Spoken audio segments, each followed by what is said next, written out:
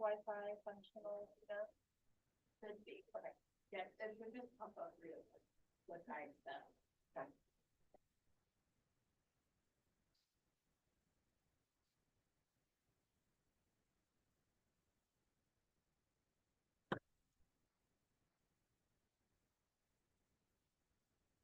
All right, calling to order Smithville Economic Development Committee meeting, August 28th. All right. And roll call, Alicia Ness. Here. Adam Royds, Here. Steve Langley, Here. John Wallace, Carol Noker, Here. Erica Winston. Here. Dan Hartman, Here. Pat Liss. Here.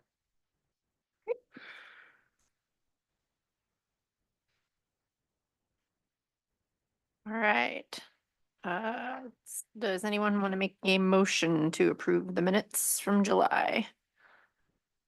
I'll make a motion to approve the minutes. Second, Madam Chair, I'll second. all in favor? Aye. Aye. All right, and then we have reports, starting with Chamber of Commerce. Okay. New members since the last meeting, 56 Ready Go, Campbell Custom Homes, County Line Excavating, Snack Daddies, and Stafford Leavitt Insurance. Our next Rise and Shine is September 4th at Show Me Real Estate Office, 7:30 a.m. to 9 a.m. Next big event is going to be the Barbecue Bash on September 28th. If you want to sponsor or compete, we still have space available. I do need 3 judges for chicken and 1 judge for beans. If anybody wants to or knows of somebody who wants to judge, that would be awesome. Send them my way. And then our next luncheon is September 11th at 11:30, sponsored by Southern Bank. And I think that's all I've got. All right, and then school district report. Start. No, really my big thing right now I'm focusing on is our College and Career Day, October 4th. So I'm recruiting universities, tech, military for that college fair portion, and then we will do the career day portion a little bit differently. Instead of kind of that vendor fair type setting, I will have my industry partners in classrooms. Students will have the choice to pick a certain number of sessions. And hopefully those discussions will be a little more meaningful rather than the groups of students just kind of, finding their friends and hanging out in groups and kind of, not making it as useful as it could be. So October 4th, if you have anybody or would like to participate, I've got Erica wrangled into it. Alicia actually just had a conversation with someone who said, I'd like some entrepreneurs, maybe somebody who's a business owner, boutique owner they'd like to hear from. So yeah, any one of you, if you'd like to participate, I'd love to have you there. And thank you to Gina for kind of putting me on the track to, we have an intern with the city of Smithville. He's going to be working mostly with Chuck, I think. He's interested in construction management, and I'm so excited that he's going to have the opportunity. So thank Yes. you for partnering with us for that. It'll be good. The start of school has been fantastic. I will just say our students are fabulous. They are seeking out opportunities for real world learning. They have, they've just been great. It's been a wonderful start on, according to at least everyone that I've talked to. So it's a good start for hopefully a really good year. Good. Carol, is the FAA still going to those things? Like I'm kind of not involved after I did the handoff. They do. I haven't seen a sign up come across. I have not had time to focus on kind of reaching out. So I'm doing that the Okay. rest of this week. So I'll reach out. I've got several different contacts with Okay. FAA. Just want to make sure they send like a STEM person. So I'm not coming back Oh, because yeah. no one was interested in what I do. Well, Like I'm a government bureaucrat. And they're like, yeah, I'm trying to think of the 2 gals get that engineers, um, aerospace rocket scientists. Joni or Johnny I think so, Christian. yeah. She comes, and then there are a couple other gals that have spoken at the middle school. And either or of all of them are really good at engaging and yeah, they talk I about. was just hoping they'd send some, we have literal rocket scientists, so it'd be nice for Yeah. them to show up. Yep, they do. I Good. appreciate that. Thank you. I would say if we haven't signed up yet, we'll be there. So Okay, you I'll, have not, so I'll put you yes. down. Okay, check. Yeah. All right. Yeah. And there's John. Can you hear us okay? Yes, I can. Thank you. Thank you. Is that all, Carol? Yes, that's all. Okay. All right. So Chairwoman's report? Okay, I don't have a ton of new information. Public art is still ongoing. Smithville Main Street District hosted Hot Summer Nights the first 4 Saturdays in August this year.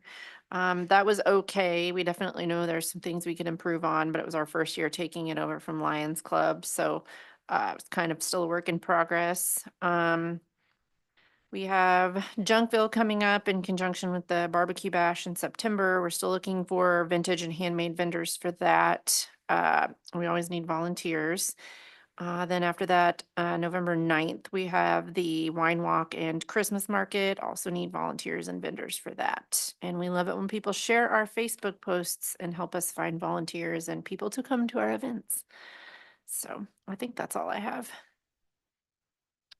All right, and then staff report, in my staff report included in the packet, I had a recap of our Board of Aldermen joint discussion, that we had earlier this month. Just to recap, they talked about strategic plan review, considering who should be included in these discussions of when we update the next strategic plan for the city.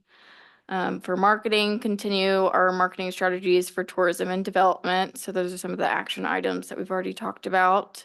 And implement marketing strategies at the golf course to promote local short-term rentals and then other amenities in the area. So I will be getting an updated version of the Visit Smithville brochures, updated for fall and winter events. So we'll definitely get those passed around to more businesses, and then hopefully at the golf course as well. A World Cup planning, and this will be later in my report too. World Cup is coming to Kansas City in 2026. So this group can definitely start thinking of ideas to help local businesses, since FIFA has a lot of strict regulations with their trademarks. So kind of giving businesses more of a 101 of what you can and can't do regarding anything surrounding FIFA or the World Cup. There's specifics of like licensing for even streaming the games. So like if you sell a ticket, you have to be licensed through FIFA, versus if it's just a free event to the public, then you don't have to be licensed. So there's a lot of kind of nuances throughout that. So I think we can develop something for everyone to have the same information. They are super serious about Yes. those trademarked images and logos and everything too. And if you think that a business is too small, they will come after you. Yes, No one they- is exempt. Yes, they warned us that any business can receive a cease and desist if they are doing that. So they are very serious about any of Mhm. their trademarks. Sounds like if you want to show a Disney movie public, it's like the same Yeah. thing. You have to license. Or like stream a you have, UFC yeah, fight or something. Yep, you have Yeah. to license it or Disney will come after you. Yes, yes, there's a lot of approval processes. And then currently in the budget, we have funds to expand our economic data. We talked about Place Your AI software. So pending final board approval, that is currently in the budget for this upcoming year. Smithville Main Street District is working on the public art initiatives. I have an update. Okay, you want to go ahead and that I add can that? just share with that. So during the hot summer nights, I decided to do some surveys. So I did like it's called a Likert survey. So it's like 1 through 5, agree, disagree, that type of thing. 37 responses, questions about lake life as like a theme. No one had a problem with it. So there was only like one disagree, and that was for a question about whether public art enhances a community. It was a younger kid, and I think he was just kind of being snarky, like. But other than that, basically, from what I heard out there, all Smithville residents that they approve of an art project and they're fine with doing lake life. So that's what we're gonna do. And then I know you're gonna work with the extension for next steps and kind of see what we can do with students as well for that. Community engagement, working on community education and continue our business retention visits. We haven't had one for the month of August, but we're working on getting them for September. Yes. Yes, summer schedules. Yeah, summer schedules were hard. So once we start those back, we'll probably start giving kind of a recap at these EDC meetings of kind of the major themes and the businesses that we visited. Have we had any businesses close this summer? I don't know of any. Not that I'm aware of. I just That have windshield closed. survey, I don't remember seeing any. I think we've had more opening. I mean, we've got some Mhm. tremendous energy going on right now with Yeah. Welco and Grassroots. Yeah. Snack Daddies has been a hit. I don't know And where the that is. brewery, Welco. Oh, huh. Mm-hmm. It's awesome.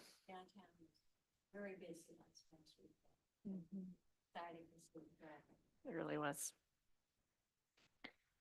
And then partnerships and feedback, continue our partnerships with local businesses and community groups. And then potentially collect feedback from visitors.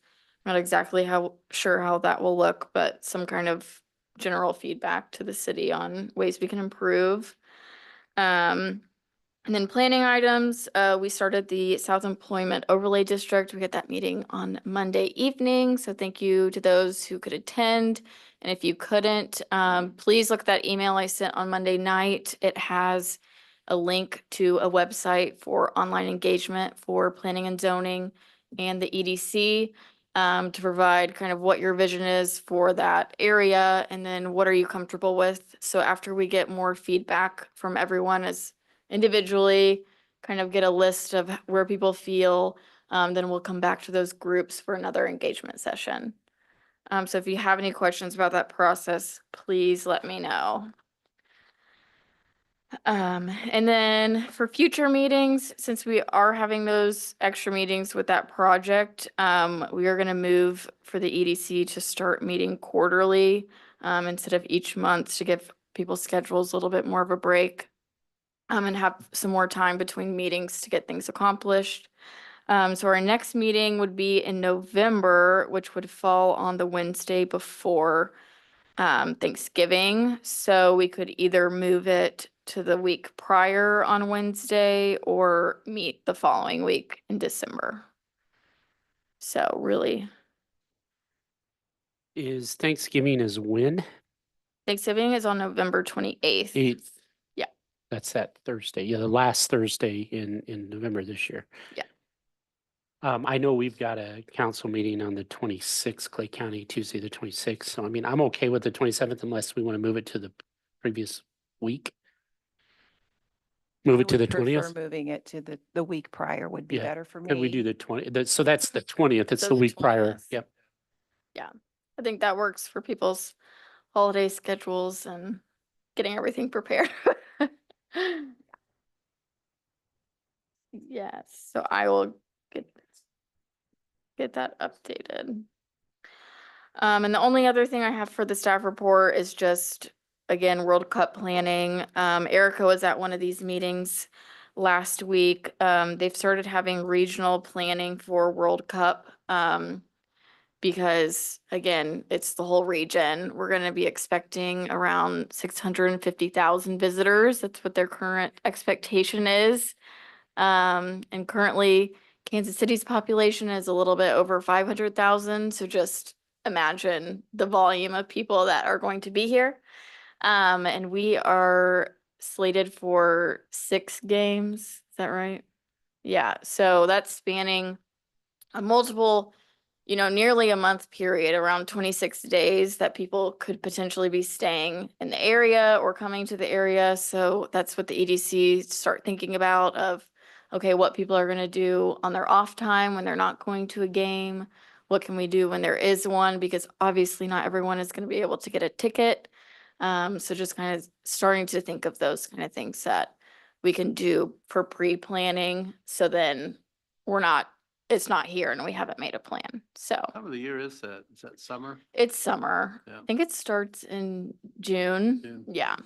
Yeah. And then Kansas City will have one of the ending games for the quarterfinals. So that'll be a big game. And they've said that those kind of teams travel really well. And Mid-America Regional Council, they put together a online portal for city staff and chambers to log into to start to see what other people are doing in the region. So we're not saturating the market with too many of the same events on the same day.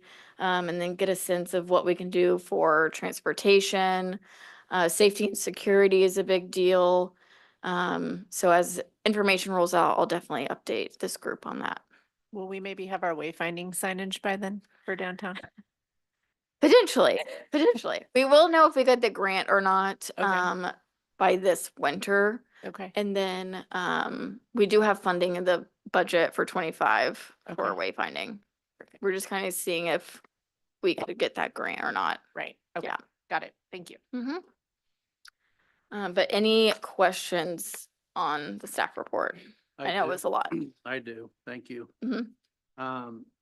Number 7, apologize, I came in late to that meeting, but there was a conversation. Did get in on the SDRs and long-term hotel planning. I would just say on the hotel side, I'm not sure what the EDC needs to do there. I don't think there's Yeah. really, it could go commercial. Well, yeah, and I think the mayor alluded to that evening that part of the issue currently with a hotel is our infrastructure. We don't have the sewer capability today, nor does he anticipate in the next couple of years that we'd have that. That's a big part of it. The infrastructure is water and sewer, et cetera. I can't recall, Madam Chair, was there anything else that the mayor kind of alluded to? Well, the two things I heard was south of 92, 5 to 10 years. He didn't say north of 92. So it is north of 92 have the sewer water structure in place. I think yes, but there's not necessarily. There's also occupancy rates. He said hotels need 70% occupancy all the time. So if you can't offer that during the week, they're not gonna open a hotel. Well, that's why you do a feasibility study. That's just what he was saying, is he didn't think that it was gonna happen anytime soon. So part of the recommendation from him was just prioritizing development and promotion of short-term rentals and then also the campground and maybe brainstorming ways to enhance that. Well, So that leads the question for me, what do we do to promote the short-term rentals? What's expected of EDC in that regards? we could look at different ways on how to market them, kind of similar. I need to dig into it a little bit more if I can do something similar with what I did for restaurants where it pulls everything into that link to Google because also short-term rentals show up on Google. So maybe there's a way for it to all show up in one like map area to target for people. That really falls on you, but what about the rest of us? I mean, I just didn't know what the expectations were. Seems like short-term rentals kind of spring up organically by business entrepreneurs that want to put something up, and I don't know what is expected of EDC to help promote that. I think too, I don't know if you were here when the conversation that Gina had that she's met with one of the primary property managers. I know there's others, but there's one in town that I believe has several that he manages in town, around 35 in the greater area, Kansas City area, and is an owner as well. But I think we just, I mean, my recommendation, this is again, your board, your opportunity is just to kind of follow Gina's lead and how we can get those materials in the short-term rental. I'm sure she can talk with you, Steve, or any of you about who that is and what they're doing. But am I talking out of turn here, Gina? Yeah, part of it was I met with him and we talked about maybe developing some type of a packet to go into the short-term rentals to like more of like a business catalog. So part of that would be this group and then working with the chamber to get this to businesses. So then we can develop something that looks nice to go in there. And then he also mentioned when people book, they send a text reminder of like the booking and everything, and he mentioned he could put a link to our website.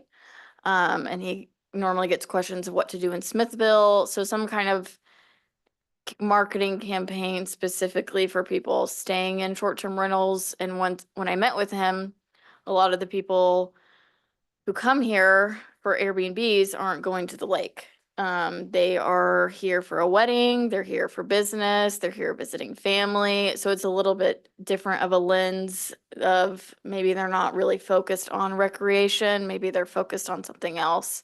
But also letting them know, hey, did you know you could like rent a kayak for the day, or you can go over here to downtown. So I think there's different ways that the EDC can interact with short-term rentals to market the city.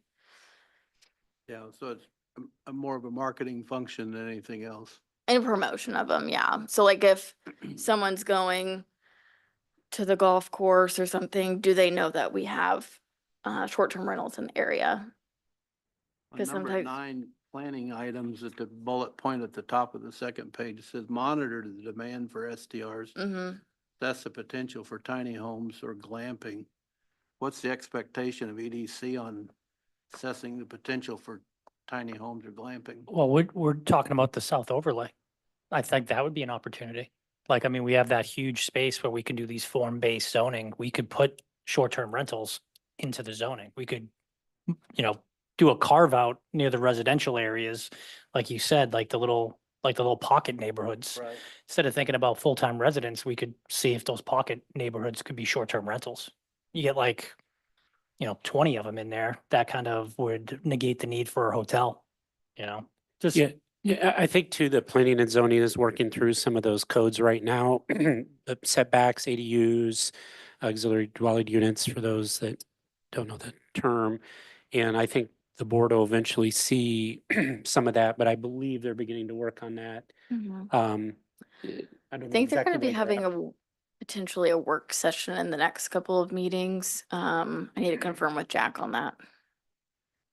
But I think it just came up, I don't remember who asked about if there was a way for metrics to see if there was a demand for short-term rentals in the area, and that's kind of where that recommendation came of, if that's an area of interest, the EDC can definitely look in to see is there a gap in our rentals available, like. Yeah, my understanding, Steve, is that some property managers and or short-term rental specialists use AirDNA, but it is a subscription based. And what they've done is they've taken the data feeds from Airbnb or VRBO. And just so you know, too, the hotels are getting into it. Marriott has a program for short-term rentals now, along with other brands. My understanding, though, is from the property manager that I think Gina's spoken with, that you've got to have a certain number of short-term rentals under your portfolio before you can get into that. But Right. allow Marriott users to use points, and not only their own properties, but they're allowing other property owners to come on, but you've got to have a certain number.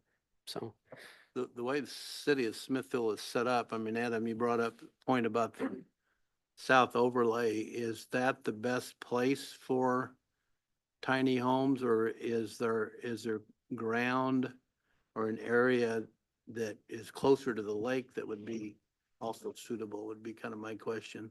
I think the opportunity on the south overlay is because of like a zoning. So Right. I think even if we saw that, like, oh, this is an area that's better, that could be zoned agricultural, you know what I mean? So there could be, but I don't think there's the opportunity like there is with the south. Like, I didn't really realize what that meeting was. I thought it was just a briefing, but as they went and on, I was like, oh, like with a form-based zoning, we could come up with a lot of things. Like my thing was with the office. It's like the same thing with the office buildings. Like when we asked around and it's people are like, I don't know. I don't think so. But with an opportunity with the zoning overlay, we could build that in. It's a blank canvas. It's a blank canvas. I think that's, the location might not be great, but the ability to do it quickly and easily because the process is already in motion for that overlay district, I think is an opportunity. I don't know. I think you have to think about the location though, when you're talking about any kind of anything like that, right? If nobody's going to come, it's pointless to have it even, to have it in the planning. Which when she it just could said be they put weren't into coming other for the lake things. and recreation though, right? Like, For that's what we're specifically hearing. just on that story for the short-term rentals. Yeah. But again, there's the potential, like glamping is currently a big thing where people stay in nice tents. So is that something that would be a recommendation? Just like looking at other communities that have something like that. So it's definitely not. Would that be more trying to upgrade Smith Fork though, right? Mhm. Like we wouldn't want to like build a new clamping. Center. No, it would be like upgrades, Upgrades. maybe like a specific area of Smith's Fork. Is but there just- still like a memorandum with the Army Corps? Like, Yes. how's that moving along? Like, if we wanted to build a store with electricity, like how? So currently, we're still working with the Corps on that in general. And right now, we can't have anything like a store or anything like that. That would be, It's hard to glamp without electricity. well, if it was a city-owned Yeah, that's what I thing, was saying. that's, yeah, it wouldn't be its own. That's what I'm getting at. Is like, Company. what are our limitations then? Because we could come up with great ideas to improve the campsite, but if the Army Corps is like, no. So it's specifically like recreation based. So a lot of the things that they want to see, like when we went through the study for a new streets and parks maintenance facility, it was going to be in that area.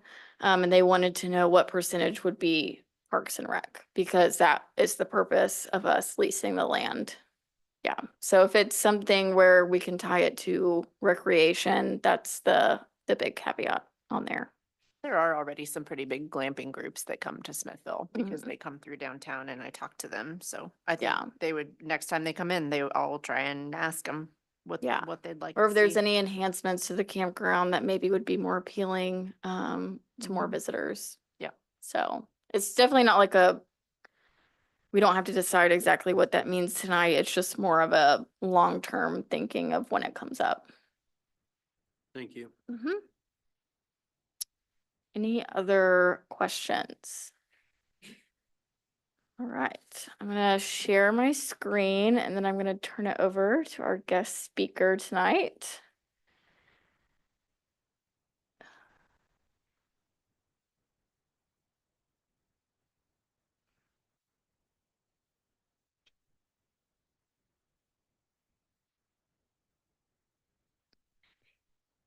There we go.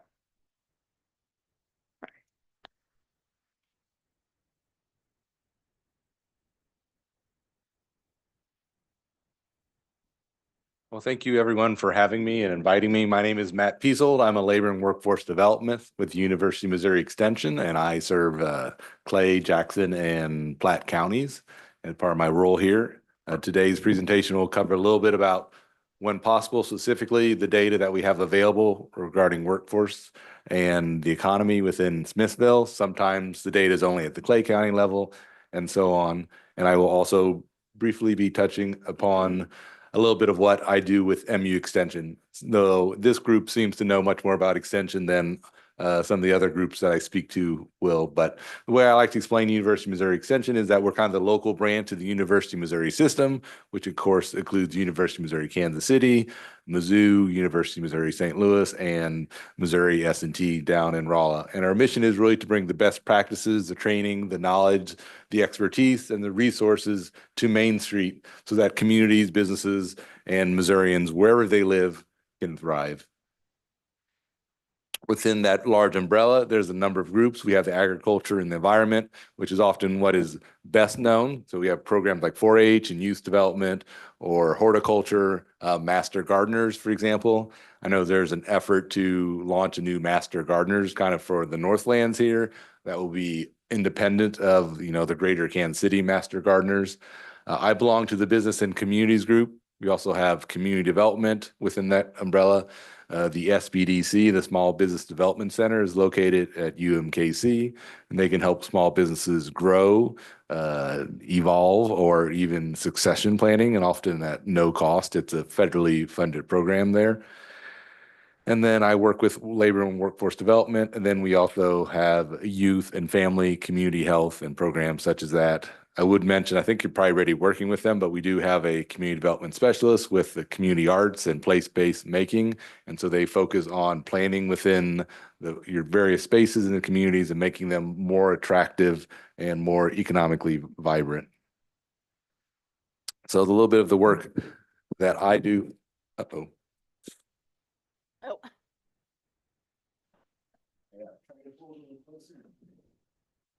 Lost.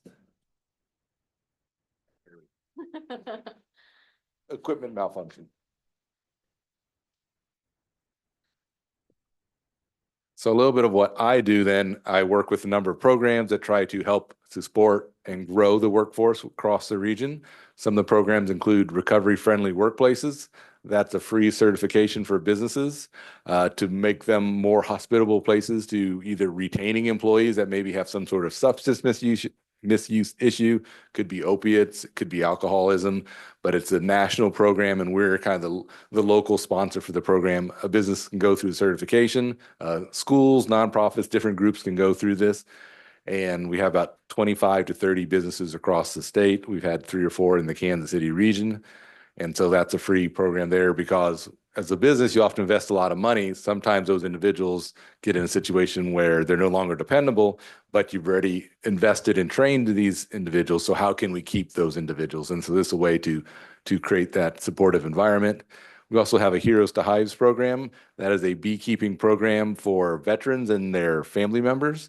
And that's aimed at teaching veterans about the practice of beekeeping, entrepreneurship, and forming a community, a veteran-based community that isn't focused on the original mission. So it gives them a sense of belonging, purpose, and place. And it's been a very successful program. I think we have about 200 to 300 participants every year. Started in Minnesota. We were, I believe, the second state in the United States to have it. And now I think we've expanded to almost 10 states across the country. We also have a mental health and suicide prevention training program. We've worked with a lot of schools across the state. I know we've did some training in independent schools and I believe North Kansas City, but it's also a free grant funded program. And its mission is to create awareness of the first steps you should take if you see someone who is maybe mentally unwell or struggling or has anxiety issues. And we provided this training in every county in the state of Missouri since the start of the pandemic, and it continues to grow each year. Also work with the pre-apprenticeship program. We've actually just relocated this week to Clay County, but it provides 5 weeks of paid training to individuals who are interested in joining the skilled trades. And it's a great opportunity where they can get a sampling of each of the 15 to 16 trades that we have in the region. And we have our largest cohort yet. And now that we have a partnership with Google and J.E. Dunn, they're able to provide a month or a weekly stipend, about $600 to $700 just to go through the training process. So that's really helped us in the recruiting process. And so this is, I believe, the 8th cohort, and we're going to add a 5th one. Usually there's 4 each year. I think we're going to add a 5th one in October. So it's been a very successful program, and it's the new training location and classroom is over by the Google data center they broke ground on recently. And then I work with career pathway exploration with the high school students primarily, particularly around the skilled trades, but I also provide interview preparation. I've done that for the Kearney Public Schools and some of their business placement programs. So if there's any opportunity at Smithville, be happy to do that as well. I've done some gap year preparation, sometimes more for the parents. With North Kansas City Public Schools, a lot of the youth are thinking about maybe taking some time off before going to college. What does that look like? How do you make it the most valuable experience possible? And so I provide some resources in that area as well. Within this presentation, though, really about what's going on in your community. So I'll be looking at the population trends, workforce trends, and then some of the factors that are impacting the workforce itself. So a general overview, and you all are probably much more familiar with some of the data than me, is that currently Smithville has a population of just under 12,000. It grew by almost 885 people over the last 5 years, so a pretty strong growth rate. The data from Lightcast suggests that the population growth currently is expected to slow down a little bit. Again, things can change. There's a lot of development going on in the Northlands. We have data centers being built and those sort of things. So, all this is subject to change. The regional employment is about 3,000 people. And the average earnings per job is about 62,000. So that's a little bit below the national average, but I also suspect you probably have a little bit below average cost of living here, if I had to guess. So within the Missouri population growth, it is overall slow. We are a state that is still growing, unlike some states, but it's not growing as fast as we'd really like to see.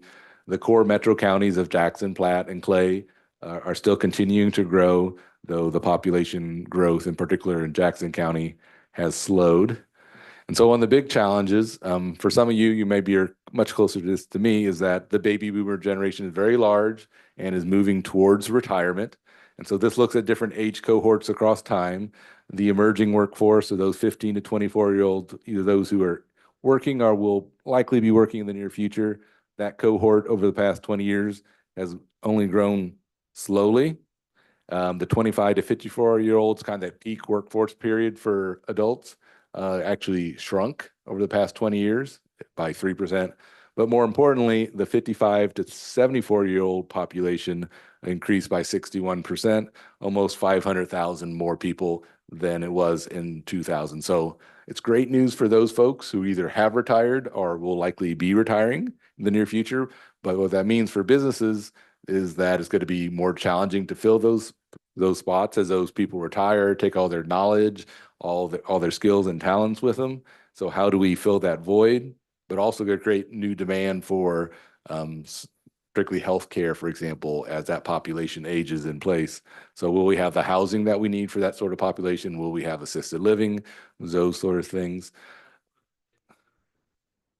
Yes, that's that there specifically, yeah. This just briefly looks at kind of the natural increase of population in Missouri. And so that's just the number of people born each year minus the number of individuals who die. And so in the early 2000s, we were growing about 20,000, 30,000 each year. But since the pandemic, it has really fallen off. And we've actually went negative. In fact, if we didn't have positive migration in the state, we'd actually have a negative population growth. But, 10, 20,000 a year doesn't sound like a whole lot, but over a 10-year period, that's 200,000 people that we don't have if we just had stayed at a relatively modest level. So that's a concerning factor. And then I went to look at, since the pandemic, over the last roughly 3 years, how has the state grown and what has driven that growth?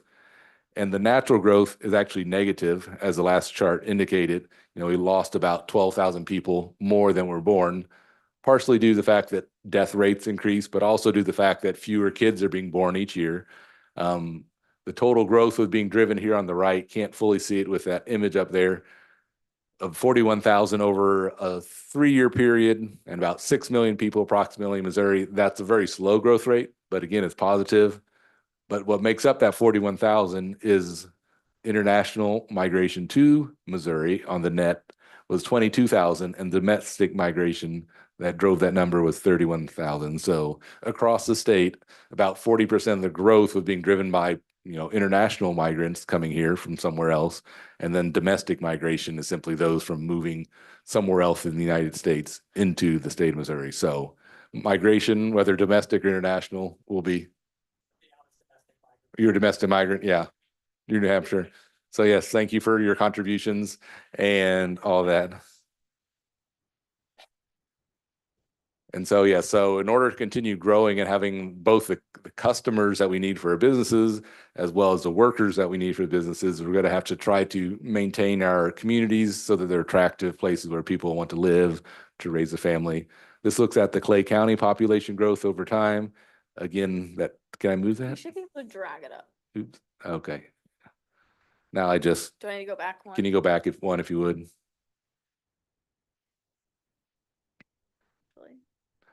If not, I can just make up some numbers and tell you it's very impressive. At the bottom. Maybe not.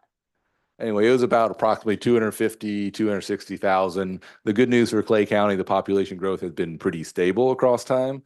Though when I look at the youth population in some of the upcoming slides, that kind of has begun to slow down a bit. So between the two censuses of 2010 and 2020, Clay County's population, there was 28,000 births, about 15,000 deaths. So a positive net growth from that sense. Net migration about 18,000. So a fair number of people moving in, and then a total population of 31,000. So that's off the top of my head, probably 8 to 10% growth. So that's pretty good overall. I mean, anything over 5% over a 10-year period, I consider pretty good for the Midwest. I mean, we're never going to be Memphis. We're not going to be Texas or Florida where we have these, growths of 500,000 people annually. That's just not the state that we are. But still, again, about 40 to 50% of the population growth in Clay County is from people choosing to move into Clay County from somewhere outside of Clay County. Could be Jackson, could be Platte, could be Johnson County, primarily the sources. But again, that's what's driving the growth there. When we look specifically at those engaged in the workforce, the 15 to 24-year-old population in Clay County has grown. So that's positive. The core workforce of 25 to 54-year-olds, that grew by 9% over a 10-year period in this case. But the 55 to 74-year-old population, again, grew much faster at almost 30%. So the baby boomers are nearing retirement, but again, where will the workforce come from? So that's going to be an ongoing theme throughout this presentation. That's what I talk about. No matter which community I am, it's a challenge itself. This just briefly looks at the educational attainment for Clay County. Roughly a third of your population has a high school degree or less. Another third of the population roughly has either some college or an associate's degree. Then the other third of your population roughly has either a bachelor degree or higher. So fairly well balanced in that sense, and it's pretty reflective of many communities of similar size as Clay County itself. But in looking at the workforce trends, Missouri's post-pandemic workforce has exceeded the pre-pandemic level. So there's more workers today in the Kansas City metro than before the pandemic. And the same thing is true for the state of Missouri as well. This is briefly looks at how many people are engaged in the workforce in the metro. In this case includes KC, Missouri, and the other side, so to speak, the dark side.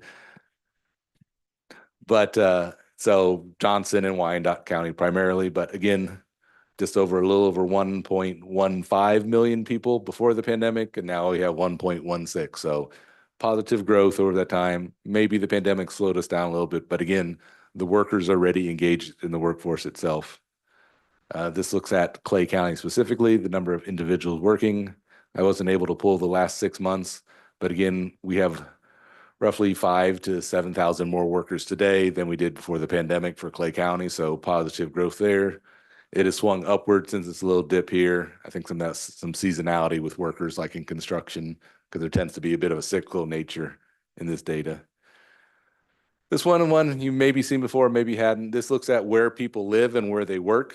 So on a daily basis, there's roughly 4,600 people leave Smithville, the zip code specifically 64089, which probably doesn't include all your boundaries, but the majority of it. So roughly 500 people stay in and work in Smithville. So roughly 9 out of 10 residents work outside of Smithville. So to me, that suggests you're probably a pretty strong bedroom community. A lot of people are working in other places. On another map, when I looked at it, most of the locations are located along the interstate system. So there's different intersections and then downtown Kansas City. Mm-hmm.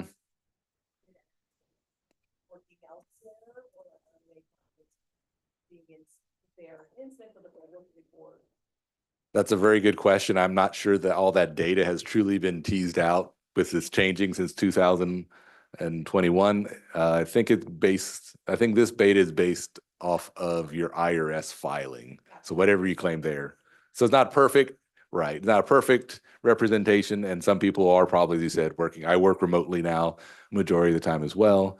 But then 1,800 individuals commute into Smithville to work. So there's a lot of daily migration.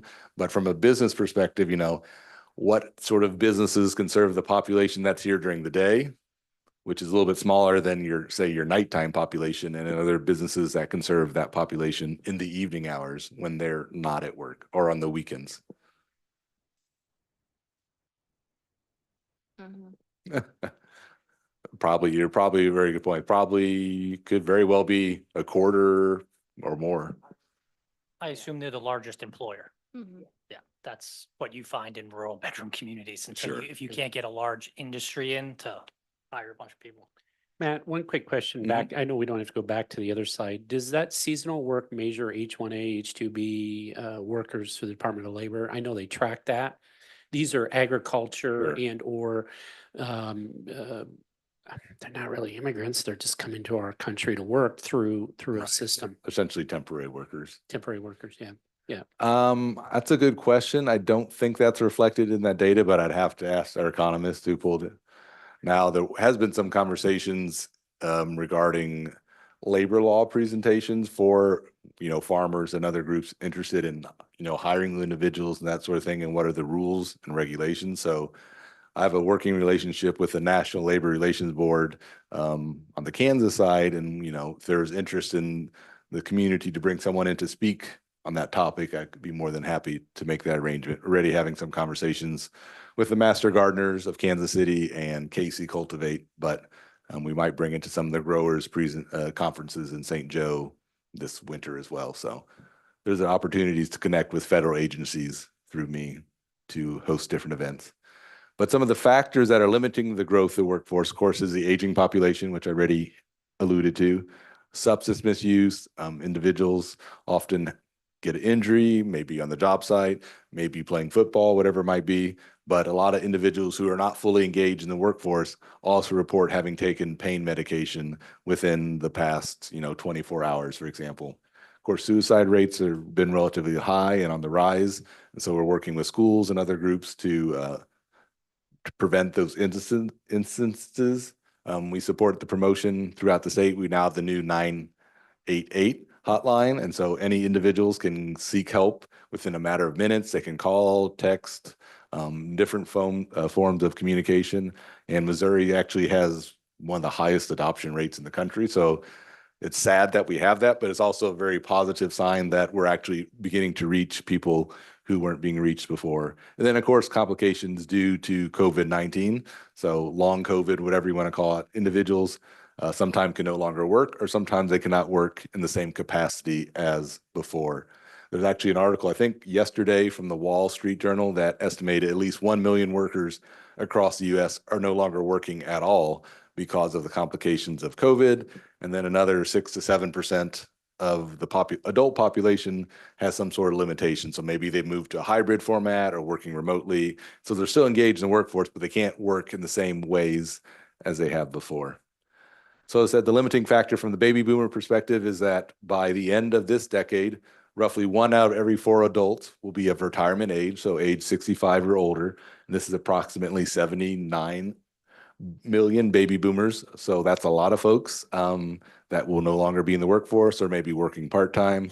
But as they age, there's going to be increasing demand for healthcare, going to need more nurses, more doctors. In some ways, it already seems like, from my perspective at least, that it's harder to see your GP, that there's just more demand for healthcare right now. And so wait times for appointments, things like that have already gone up. Some of it's probably due to some healthcare workers exiting due to COVID and all those demands, but it's going to be a challenging situation, but also a lot of job opportunities in that area. As far as substance misuse. Could I jump in? Sure. At the last slide? Is that 79 million? Is that the oldest cohort or the youngest cohort of the baby boomers? Like, is that the end of it? Because half the baby boomers have already retired. Right. I You think know what I that's in mean? the total by the time they all. That's reach the retirement. 79. That's Yes. the total cohort, not Yes. just like I believe the so. last. Right. Okay, No. okay. All right. So I was like, that's a big number because. Otherwise, if Half that of was them half already the baby retired. boomers, right. Okay. We'd be close to half the population if we Yeah. have roughly 330 some million All in right, the so United States. 79 million is like the ones that are there, they're all eligible at that point. the Right. 79 But million. you're Okay. right. About half or more have probably already retired. Yeah. But there's still a lot more moving that direction. As far as substance misuse in that area, 11.4% of men between ages 25 and 54, so peak years of workforce, are not in the workforce, and they're not seeking workforce. And that's because half of those individuals have had to take pain medication within the last 24 hours. So pain, regardless of a job injury or health conditions, is a common reason people are not able to be as productive as possible. So we're trying to find ways to work with those individuals, particularly the businesses who hire individuals. So how can you make your place of employment flexible enough that maybe you could employ them? Same thing with opiate misuse. We've been working with the Chambers of Commerce and Jefferson City and other agencies to identify these challenges with substance misuse. They're one of our partners. It was estimated that $345 million a day are lost due to overdose deaths across the state. That's $1.4 million an hour. So not small change by any means. And that has resulted in an impact negatively on the GDP of almost $300 billion. So it's a real and present issue and challenge that's limiting the workforce, as is suicide. And so we've been working across the state to prevent this. But roughly one person dies every 7 hours in the state of Missouri. So like I said, the 988 is one of the programs that are out there to help prevent this. And then our free programs for in training around prevention are available through that QR code there. And the programs consist of the mental health first aid training. It's a several hour long curriculum. We've had a lot of teachers go through this program. We have a special program designed for those who are working with the youth. And we have ones who are working with adults. Taking Care of You, Weathering the Storm, and Tai Chi are all programs that aim to promote wellness, reduce stress, and promote better places of work for the workforce. We also have launched recently an industry-driven program for continuing education. So if there's a training that you need for your workplace, we can form a leadership development, a boot camp, on-the-ground training. We've had so many different partnerships. It started in Columbia with 7 or 8 businesses there that are on our advisory board, and we're looking to expand across the state. But it's a program that is growing rapidly, and we're hoping to, find some opportunities here within Kansas City. But in looking to the future, at least as far as I can see, it's going to continue to be a challenge for businesses and the government to find the workers that they need. So the public sector also has a challenge finding enough teachers, enough people working for your municipal and state governments. But then when I look to the future, which is really the kids who were born recently, and I look at Clay County, we've kind of already had a peak population of the number of 0 to 5-year-olds in the county itself. It peaked back in 2009, 2010, which is pretty consistent across the state. That was kind of the last big wave of children being born. It came up a little bit into 2020s, but then again, it has fallen off since the pandemic itself. This just compares some of the other metro counties here and kind of when their peak population was for the 0 to 5-year-olds.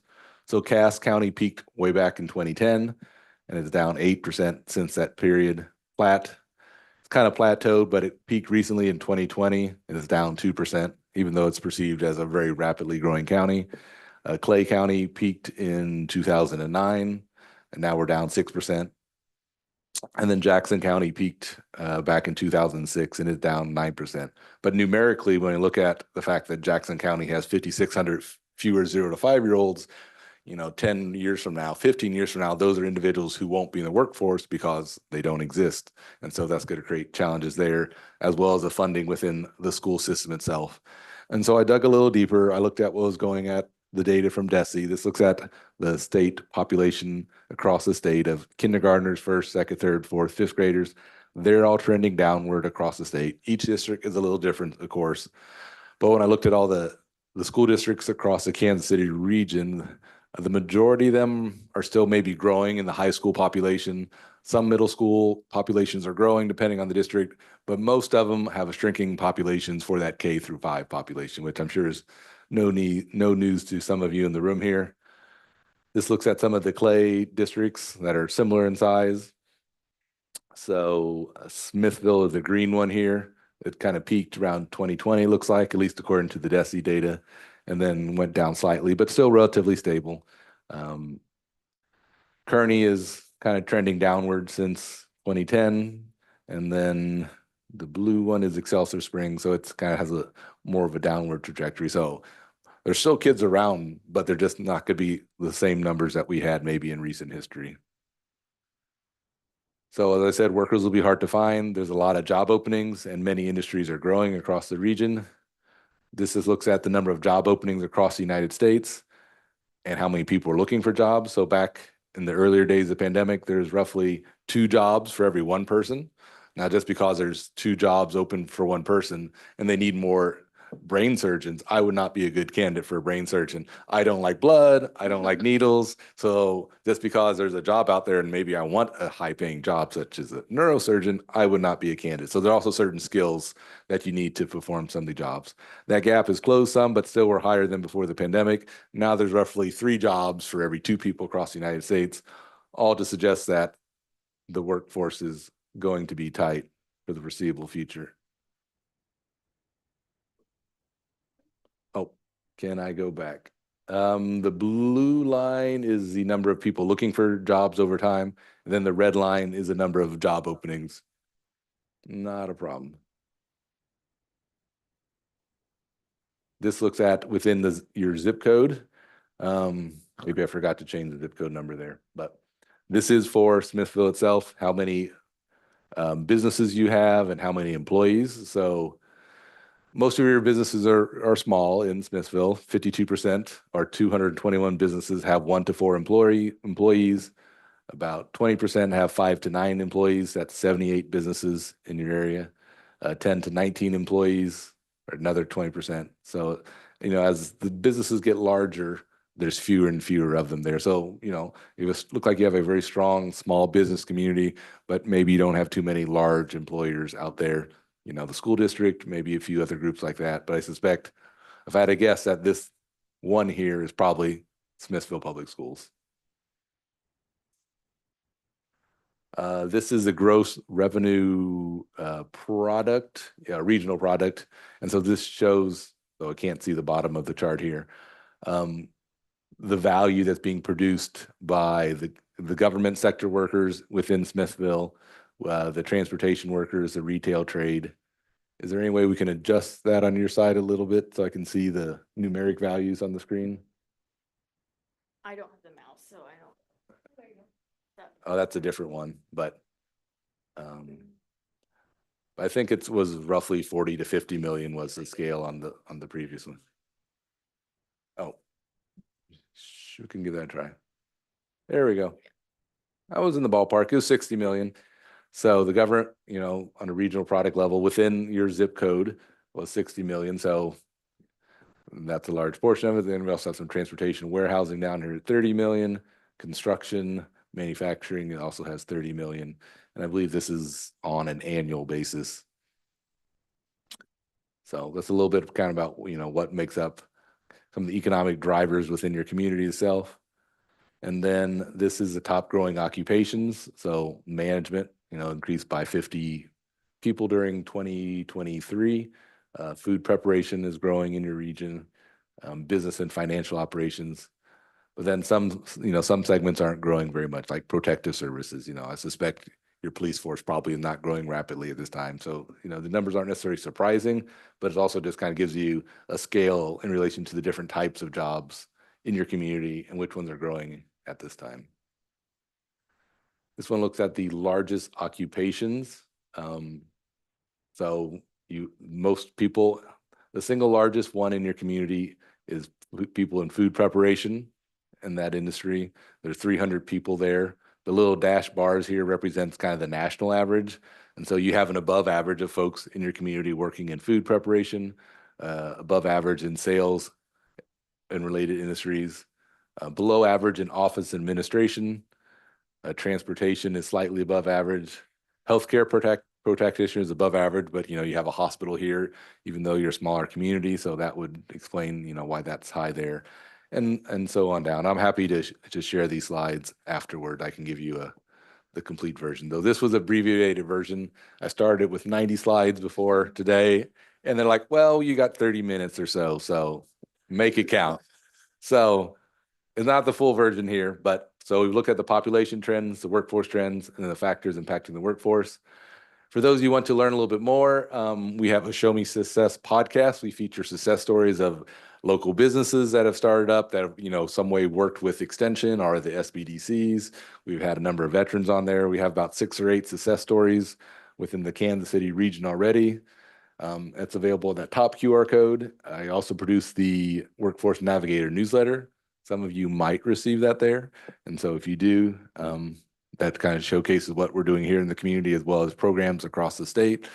So for example, last month we had a data for decision makers training on campus. And so small businesses, government can go there and familiarize themselves with the free available data and how to use that to make decisions. So that was a training available there. We also have the Urban West Regional Newsletter. So our region is called Urban West, Jackson, Platte, and Clay counties.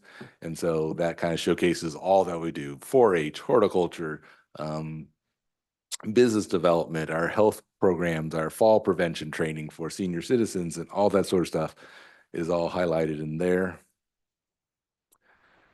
We also have the Missouri Economy Indicator. And so this really looks at various short snapshots of different economic data. We've looked at the childcare desert across the state. We've looked at small business startups. Missouri is growing. There are a lot of new small businesses since the pandemic. I'll be producing a report in the next few weeks looking at that declining youth population and how that impacts the workforce. But it's a short 2-page report, but it kind of can give you a pulse of what's trending, what's going on in the state. We looked at agritourism, many different subjects there. So that comes out every 2 to 3 weeks. That's available for anyone who wants to keep a tab on that. Normally I'd ask for a survey response, but I know we're running short on time. But I'll open up to questions if anyone wants to, contact me after the presentation or discuss ways we can work together. Happy to do that because I can help connect you either to what I myself can do or to the full breadth of the resources offered from the University of Missouri and SBDNC, as well as like the online trainings and the industry boot camps and things like that. Matt, I would be curious how Missouri stacks up compared to the nation as far as our workforce and the losses. I know that it's across the country is an issue, but how does Missouri stack up in comparison? Yeah, I haven't really specifically looked at that. I mean, I've looked at our population trends compared to like other Midwestern, and we're near the bottom in the Midwestern growth. We're not negative. Illinois has actually lost about 300,000 people since the last census in 2020, but we're kind of near the bottom. We're probably in the bottom 10 as far as growth rates across the country. So we're still growing, but right now we're only growing because we're attracting people. What I would like to see is why we're growing. Are we attracting former Missourians who are returning, or are we attracting people from the coast who just decided to move to Missouri because maybe the cost of living is less, they could work remotely? And we were also working closely with the broadband expansion across the state. So Missouri was able to, I think, land the 3rd largest investment from the federal government in broadband expansion. So I think there's California, Texas, and then Missouri in total dollars. And so it's going to be close to $1 billion invested over the next several years in broadband expansion. So we consider that workforce development because if you can work in your community and live in your community, that's a game changer, particularly for those who didn't have dependable broadband in the past. So that creates the possibility. Also expands access to healthcare. You can have telehealth visits. And so that changes when and where and how we work. So Kind of a geeky question, but you get involved in worker opportunity tax credits? I do not specifically. I might be able to find you someone though. Yeah, I'd be interested to talk to them. I'm just curious how many businesses are taking advantage of the WOTC credits. I'm not as familiar with that. Was that the one where I'm trying to remember. There's like 8 or 9 hiring categories if they're veterans, unemployed, that's right. disabled, recovering felons, somebody works as disabled at home. There's all sorts of tax credits, worker opportunity tax Perfect. credits for that. Yeah, I haven't seen that data itself, but I could probably find you someone. I know through the Northland Education Business Alliance, there's some individuals who work specifically with that population itself. I can't think of the name of the organization off the top of my head, but they're often at the Northland Business Alliance groups. So I know there are plenty of players in the community that is looking at that specifically. I sent you a connection request on LinkedIn. So Okay, great. I will look for that. So I'm happy to answer any questions, or I know I might be standing between you and your evenings, so. But hopefully maybe we can do something with the Smithville Public Schools. Just going to say, I will reach out. I know that you had worked with Kearney on their mock interviews. So definitely that's something we'll do second semester. Definitely I'll reach out. Sure. And I know I often see you at the NEBA meeting, so Sure. hopefully that'll remind me to, as it gets closer, to make sure and touch base with you. So, yeah. I will look forward to Great. that. Matt, thank you. I think most of the board knows that Erica and I sit on the MU Extension Clay County chapter, and I've met Matt through that, and I thought it'd be good good data, so invited me and got connected with Gina. So hopefully you found it as interesting as I did. So thank you, sir. Yep, thank you for having me. Thank And if you. you need, more information, I can always go to my campus economist and pull more data. So I just try to pull what I think is, most pertinent for any given presentation. So I'm curious, I mean, the domestic migrations was pretty big, right? Like it's what's 31,000 and what was that over 5 or 10 years? for the state of Missouri, Yeah, you put up the one graphic that showed domestic migration. Like, are they following trends? Cause like for a while it was the Sun Belt, right? right? Then it moved over to Austin and Texas. And now we're hearing that it's hard to insure homes in Florida. Sure. So do they kind of watch those national trends and try to think of possible like, oh, you're leaving Florida? You know, I think I'm just it- wondering if it's anyone's watching slowly it. shifting. I know prior to the pandemic, all your rural counties in general were continuing a multi-year decline. Since the pandemic, for at least the first 3 or 4 years, that kind of has halted, and some rural counties have even began to grow slightly. And so we're kind of waiting to see what I think shakes out as far as working remotely. Some people went remote, but then now the businesses are saying, no, you do have to come back in. And so there's Mhm. still kind of this tension between your large companies and remote workers and how that plays It's out. interesting times. States like Idaho and like Wyoming are having huge problems Oh, for because sure. they weren't expecting people to come after the pandemic. And during the pandemic, all of a sudden, like Oh, yeah. towns are swamped with people And it's really remote working. right. And it's also often priced out the original locals who can no longer afford to live in the communities that maybe they were they're born and raised in, because you have people from out of state with more resources buying up the homes and things like that. And they said they weren't planning for this to happen. So it's a real growth is always good, but if it's too fast, then it can create a lot of challenges at the local level. Sure.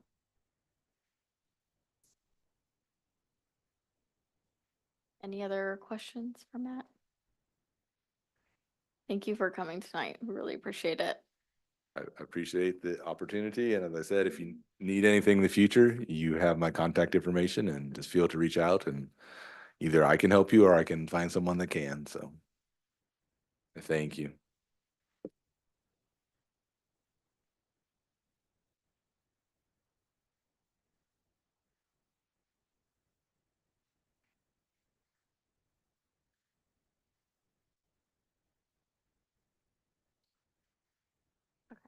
I know, he's back.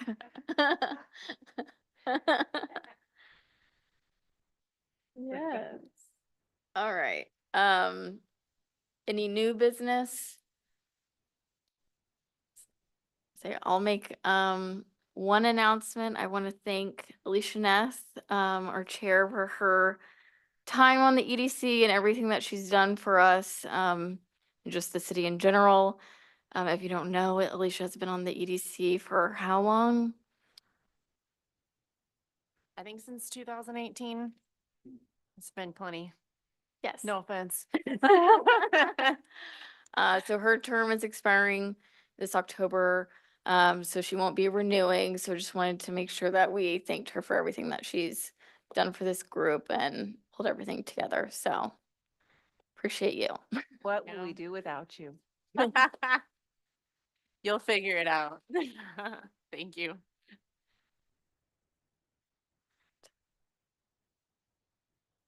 So I guess then I can just make my final request for someone to give a motion to adjourn. So moved. Okay, second, Second. all in favor? Aye. Hi. All right.